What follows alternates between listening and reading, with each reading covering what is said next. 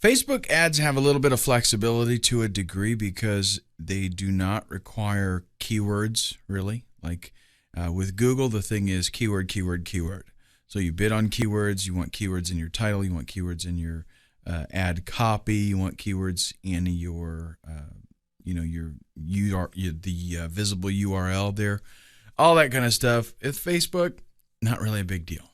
Okay, but you don't have a whole lot of real estate. So that means you need to focus, really think through your ads and make sure that they are powerful, that they have a strong impact.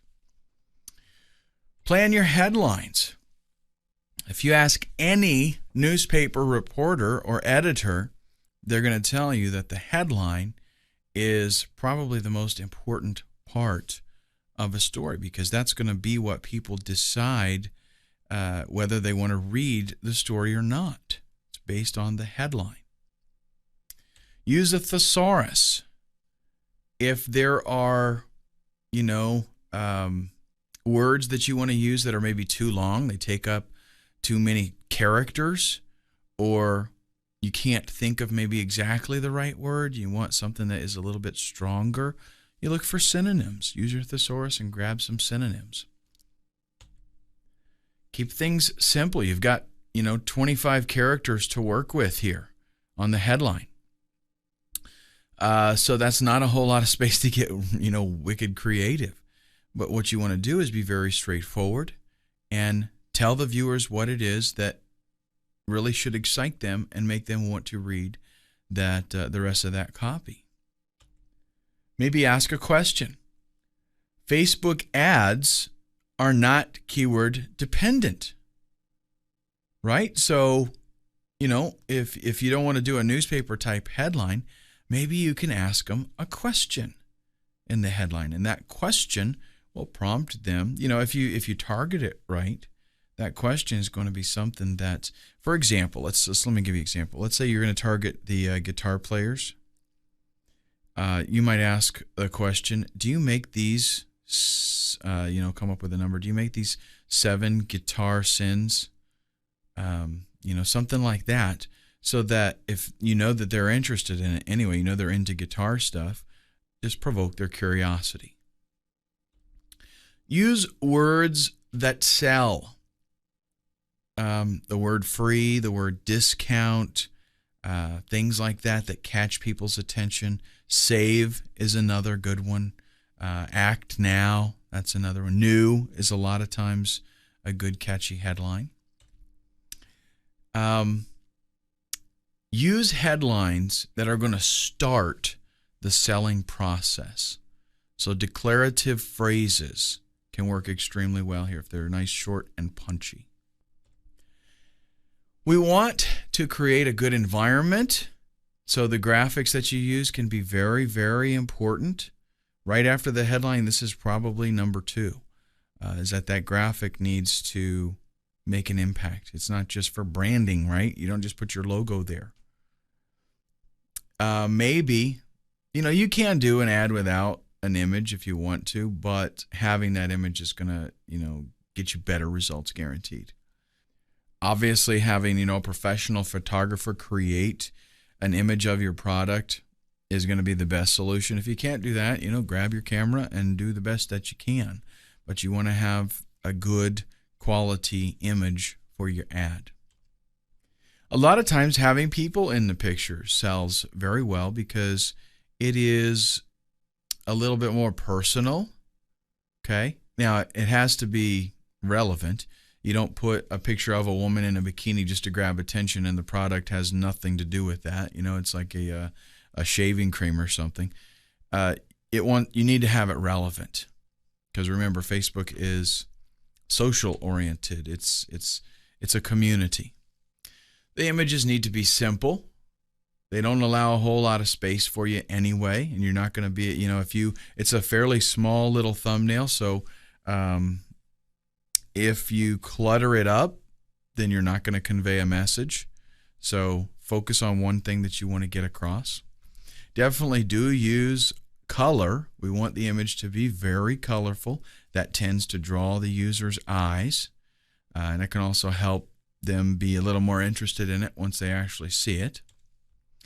And just a reminder here that images are sales tools.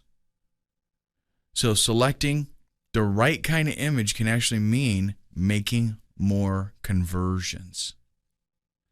If you were in a political campaign and you were marketing a politician, you're probably going to put a picture of them in it. It's like a headshot kind of thing.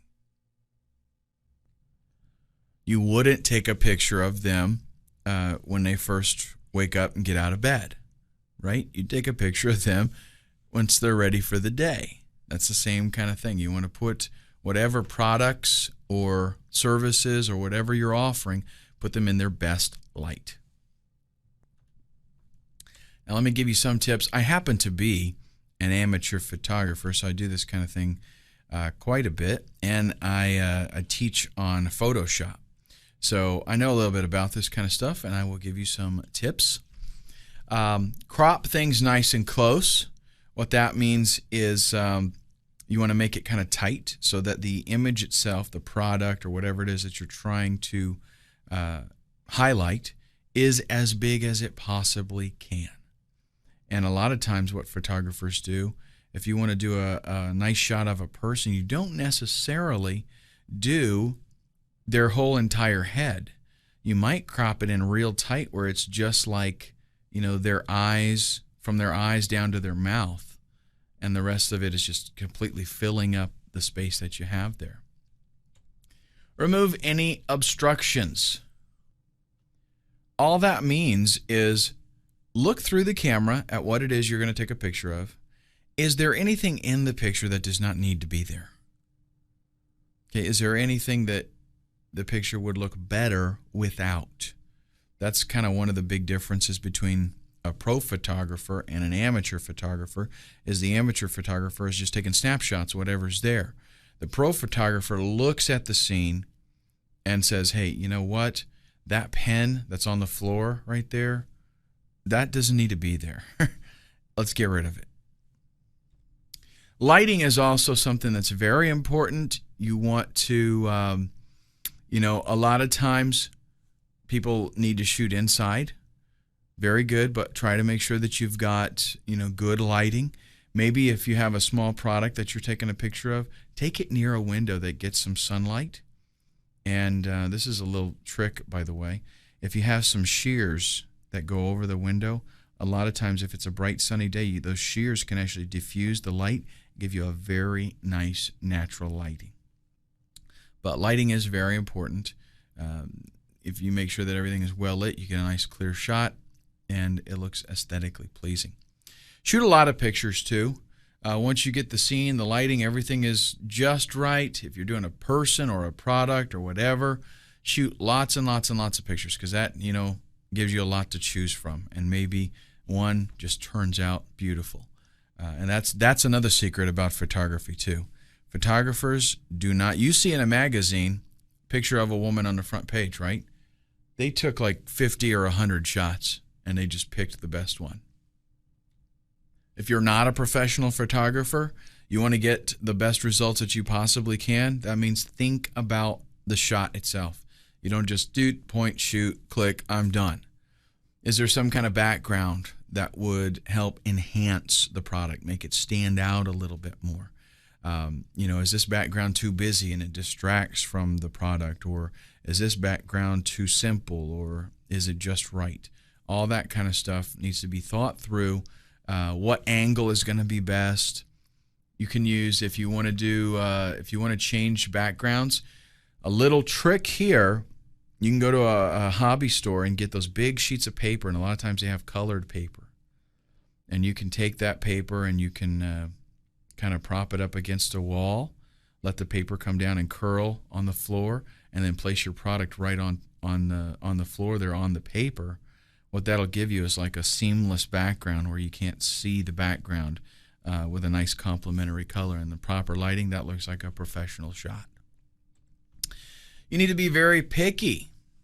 You want to shoot a lot of pictures, and you want to make sure that you pick the best. The nice thing about digital photography, folks, is this. it doesn't cost you anything to shoot 100 photos.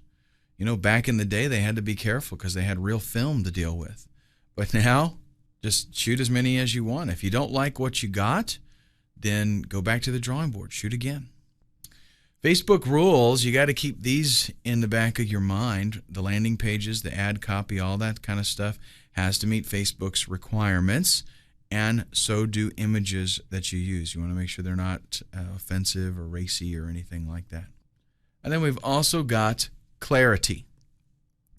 If you've got images that are blurry, or they're too cluttered, or they're dark, they didn't turn out, the exposure wasn't good, don't even consider using them. Okay, you want nice, sharp, clear, clean, professional looking images. I want to talk to you a little bit about bidding strategies now. Facebook gives you two models, the pay-per-click and CPM, which is pay for impressions. You're actually paying for 1,000 impressions. Both of these types of advertisings offer their own advantages, but you do want to make some educated decisions here on which you decide to go with. The CPM model, which is paying for impressions, is very low-cost bidding because it's not performance-based. You're just going to get the exposure regardless, and you pay the same amount for the exposure whether or not you get clicks or not. It might be a good, viable option for if you want to do some branding or something like that, and you're not really concerned about getting clicks. If you want to get clicks, though, then it may not be the best solution for you unless you have a killer ad. If you have an ad, like one of the things that I always tell people is if you do a pay-per-click ad campaign, right, and you find out that your ad gets like crazy conversions, then you may want to consider doing a CPM with it because you will actually end up paying less. Gives you great exposure. So, if you want to do a brand name, like I said, if you want to start generating buzz about a product, if you get an ad that's out there 162,000 times a day, it's hard for people not to notice it. And we're talking about a whole lot of page views on Facebook. If your niche is getting a lot of exposure, a lot of interest, and you can get that ad in front of the right people, the click-through rate on your ad can be phenomenal. And again, with the CPM model, that can be financially very beneficial to you because you pay the same rate for those 1,000 impressions regardless of how many times people click on them. That's why it's traditionally it's lower cost because the ad just shows. You don't really know if people saw it. You don't know even if it happens to appear on the lower half of a page and they don't ever even scroll down, it still counts as an impression. So that's why it's a lower cost. But again, if you can get good placement and you can get the good exposure, it can be a great model. CPM or CPC is cost per click. This is where you bid and it's performance based. You're going to bid a certain amount and you will pay if you get a click. Very easy to budget this way because you know that you paid a certain amount, and if you know your conversion rates on your sales or landing page and you know your profit, it's easy to calculate what you can spend on your CPC advertising. And okay, if I get this many clicks, if I get 100 clicks, I will make 2 sales. And you can budget, effectively. You know what your profit is. If I make $15, $20 per sale, I now know how much I can afford to pay for those 100 clicks. When it comes to costs, you need to try your best to budget yourself and estimate something that is going to be, at least a reasonable facsimile of what you're actually going to be paying. Facebook is very good about adhering to what you say you want to spend every day. So understand, and that can be a double-edged sword, right? You can, if you're doing really well, you can actually cut yourself off in any given day if you set your limit too low.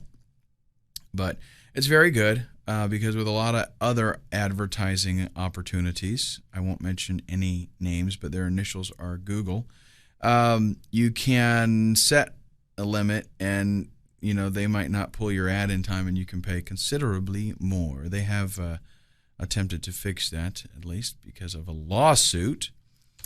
Let's talk about keeping the costs down. Limit the number of ads that you run, because keep in mind here, the more ads you're running, if you've got a certain amount of a budget that you want to spend daily, then, hey, you got to divide that up between all of those ads.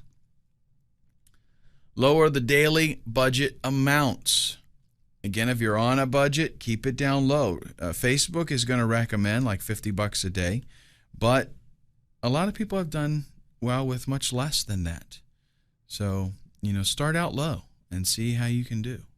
See if you can start making some money. And I always advise people, if you're first starting out with this and you're not sure about it, start low. And then when you do get the system perfected and okay, for every dollar I'm spending, I make $2. Well, then take some of that money once you get that first, ClickBank commission check, reinvest some of that and ramp up your advertising even more. Once you got a proven system, that's the way to go. Consider using the CPM model, especially once you find out how well an ad converts. And then also, you can lower your bid amount and see if you're still able to get placement.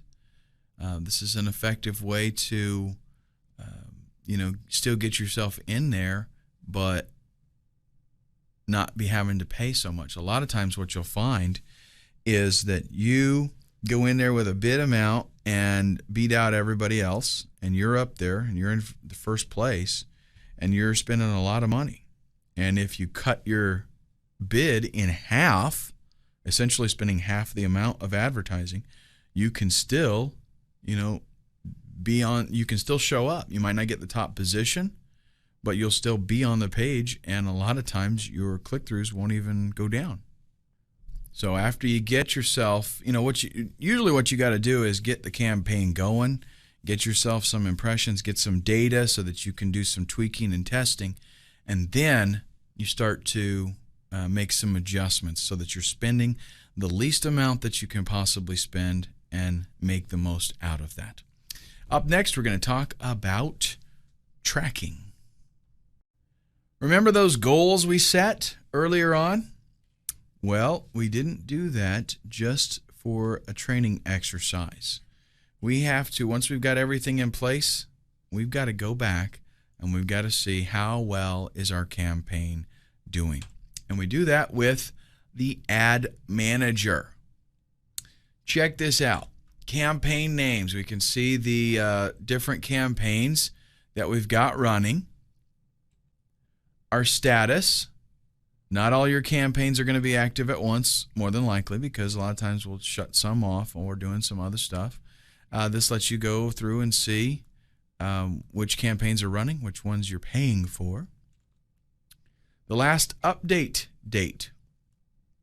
This is going to help you track multiple ads, the things that you have done to make changes and edit them. And also you can see which ads have not been changed and for how long. Budget amounts.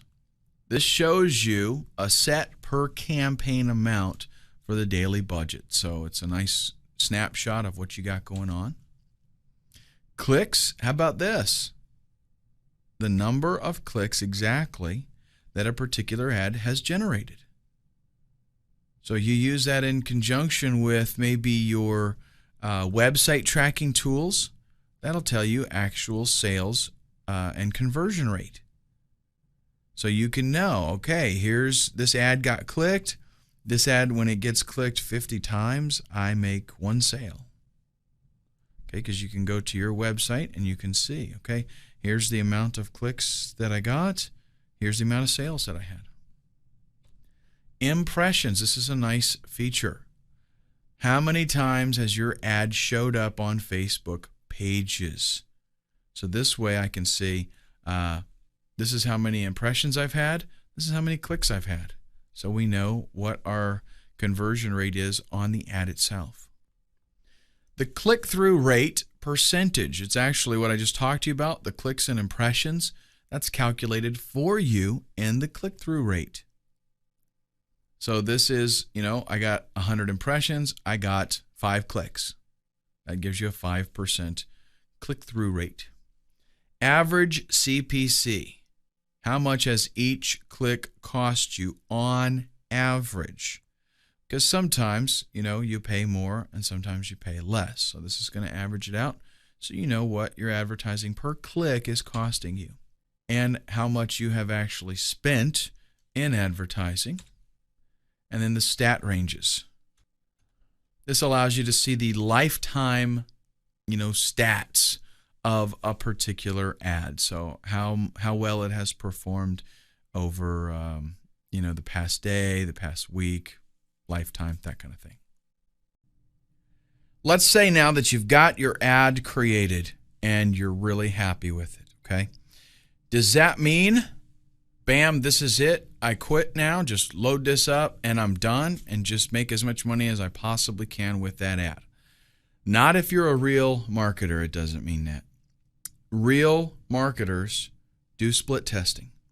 Split testing involves making changes to your ad and documenting those changes to see what helped and try to get the best performing ad. The fact is, check this out, not all ads work the same. If you just change one thing in an ad and you run the two, one of them will perform better than the other most of the time.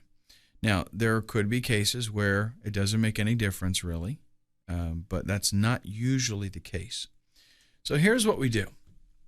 The things that we want to test the headline. And what this would mean is we take an ad, we like this ad, we've put it together. We now create another ad exactly the same, except we use a different headline. So then we will let the first ad maybe run for a set number of exposures, a few hundred, till you can get some good data, some stats, and we see how many times it was clicked. Then we let the second ad run with the different headline. We see how many times it was clicked. Then, do we stop there? Absolutely not. We take that winning ad, the winning headline, and then we create another version of that ad with the new winning headline, and we use a different image. Now we do the same thing. We let this new ad run the same amount of times and see what percentage of click-throughs we got. Then we do the same thing with the copy. We have the best headline, the best image, and then we change the copy. There's one thing that's very important about this.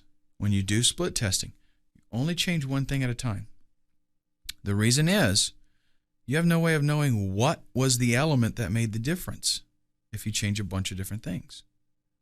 So if you try 2 totally different ads, you don't know what it is that made the difference.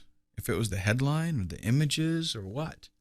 So you change one thing, you let it run, you see how it performs, and then whatever the winner is, that's what you use to mold for the next test.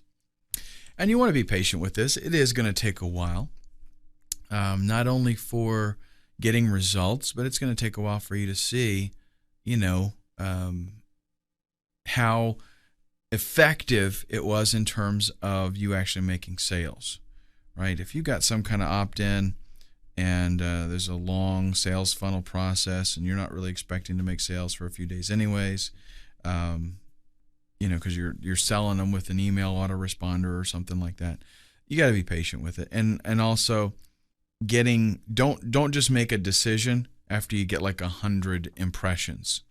Oh, this ad stinks or this one's okay. You want to get, a fair amount where you can say, this had a lot of traffic, it had an opportunity, and these are the results. Up next, let's talk about bidding strategies. In this, our last video, we're just going to go over some things to help you tidy up Facebook and get it performing to its peak. One thing that you want to do in your Facebook account is create a group page.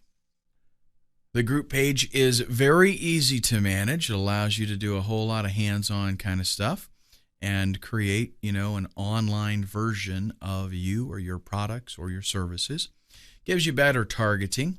If you're using a personal Facebook account to launch your ads, running your main account as a place, as a contact place, can actually be a little bit overwhelming from a user's standpoint.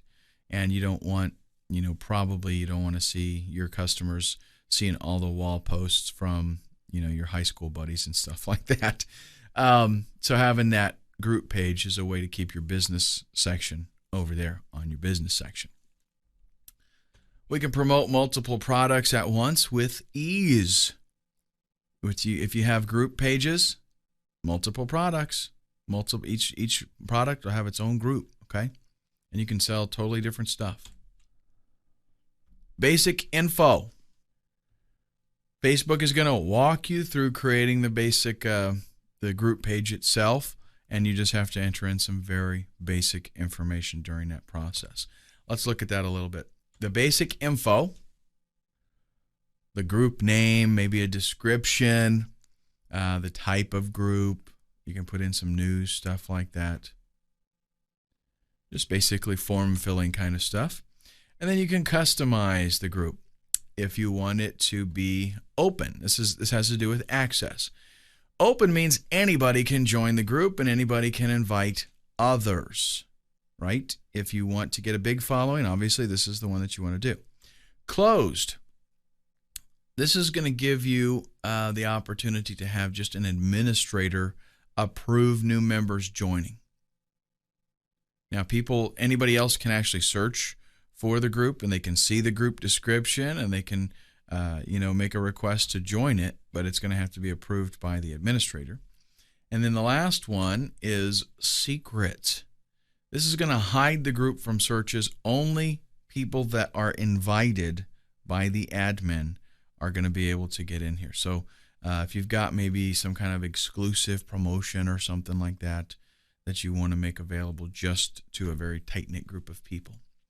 And after you got your page up, you want to invite people.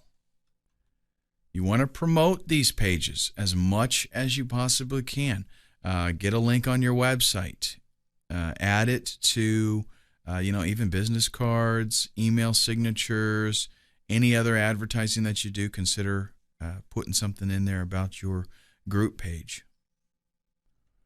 You might even consider doing a little bit of advertising on Facebook just to get people to join your group, because having people in that group, it's almost like, it's a lot like actually having a list, an email list.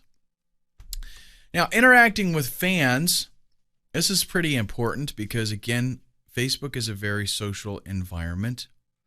So we want to participate and make it a two-way thing. Promoting sales.